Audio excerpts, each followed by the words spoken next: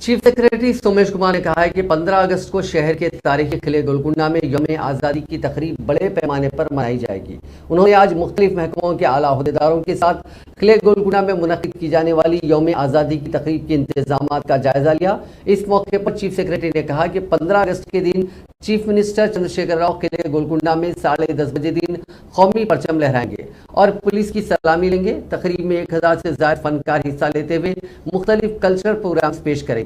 उन्होंने बताया कि यौम आज़ादी की डायमंड जुबली तकारीब के ज़िमन में 16 अगस्त को 11:30 बजे दिन रियासत भर में इज्तिमाई तौर पर कौमी तराना पढ़ा जाएगा। उन्होंने रियासत के हर एक फर्द से इस प्रोग्राम में शिरकत की अपील की। उन्होंने कहा कि इस वक्त रियासत की तमाम सड़कों पर ट्रैफिक रोक दी जाएगी। हर दफ्तर और तारीखी मकामात और दीगर अवामी मकामात पर इज्तिमाई कौमी तराना पढ़ा जाएगा। इस मौके पर महकमा तवानाई के special chief secretary Sunil Sharma, IT के special chief secretary Jayesh Ranjan और दीगर आला अहदेदार मौजूद थे।